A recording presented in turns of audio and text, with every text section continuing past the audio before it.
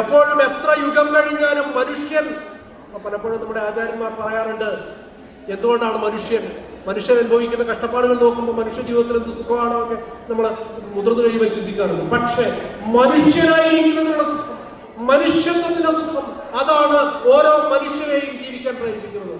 ഞാനിത് എന്റെ സ്വന്തം അഭിപ്രായത്തിൽ നിന്ന് പറയുന്നതല്ല. ലോകമാന്യ ബാലഗംഗാധര തിലകൻ ഗീതാരഹസ്യത്തിന്റെ ആ വരികളിൽ ഭഗവത്ഗീതയ്ക്ക് വ്യാഖ്യാനം എഴുതിക്കൊണ്ട് അദ്ദേഹം തയ്യാറാക്കിയിട്ടുള്ള ഗീതാരഹസ്യം എന്ന മഹത്തായ ഗ്രന്ഥത്തിൽ അദ്ദേഹം എല്ലാ തരത്തിലുള്ള ജീവിത ക്രമങ്ങളെ സംബന്ധിച്ചും മനുഷ്യ ജീവിതത്തിന്റെ ലക്ഷ്യത്തെക്കുറിച്ചും ഒക്കെ ചർച്ച ചെയ്യുമ്പോൾ ലോകമാന്യ ബാലഗംഗാധര തിലകൻ പറയുന്നതാണ്, മനുഷ്യ ജീവിതത്തിന്റെ ഏറ്റവും വലിയ സുഖം മനുഷ്യനായിരിക്കാൻ കിട്ടിയ അവസരത്തിലുള്ള സുഖമാണ്. ആ മനുഷ്യനായിരിക്കുക എന്നുള്ള സുഖമാണ്.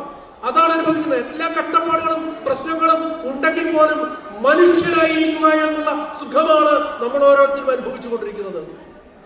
ആ സുഖത്തിന്റെ മുൻപിലും പിന്നിലും മനുഷ്യനായിരിക്കുന്നതിൽ കൂടി നമുക്ക് ചെയ്യേണ്ടതായ കർത്തവ്യങ്ങളും കടമകളുമുണ്ട്. നമ്മുടെ മുൻപിൽ നമ്മുടെ ധർമ്മത്തിന്റെ ജീവിതക്രമമുണ്ട്. ആ ക്രമത്തെ ജീവിതത്തിൽ പകർത്താൻ നമ്മൾ വായിച്ചാൽ നമ്മുടെ കുട്ടികൾ കേൾക്കും, അവർ വായിക്കാൻ തുടങ്ങും. അങ്ങനെ അവർ വായിച്ചാൽ വാരിജോദ്ഭവമുഖ വാരിജാവാസേ ബാലെ വാരിജിതന്നിൽ തിരമാലകളെന്ന പോലെ ഭാരതീയ പദാവലി തോന്നണം കാലേ കാലേ. നമ്മുടെ കുട്ടികൾ അത്തരത്തിൽ രാമായണം വായിക്കാൻ ശീലിച്ചാൽ, മഹാഭാരതം വായിക്കാൻ ശീലിച്ചാൽ, ഭാഗവതം വായിക്കാൻ ശീലിച്ചാൽ, ഭഗവത്ഗീത വായിക്കാൻ ശീലിച്ചാൽ, വേദങ്ങൾ വായിക്കാൻ ശീലിച്ചാൽ, ഉപനിഷത്തുകൾ വായിക്കാൻ ശീലിച്ചാൽ സംശയമൊന്നും വേണ്ട, അവരുടെ വ്യക്തിത്വ പ്രകാശനം ലോകത്തിന്റെ നെറുകയിലെത്തിച്ചേരും. അവർ ലോകമറിയപ്പെടുന്ന ലോകത്തിന് മുന്നിൽ സത്യത്തെയും ബ്രഹ്മത്തെയും ലോകത്തിന്റെ മാർഗത്തെയും കാണിച്ചു കൊടുക്കുന്ന മഹാവ്യക്തിത്വങ്ങളായി നമ്മളും നമ്മുടെ തലമുറകളും മാറണമെന്ന ചിന്ത നമ്മുടെ മുന്നിലേക്ക് വരും.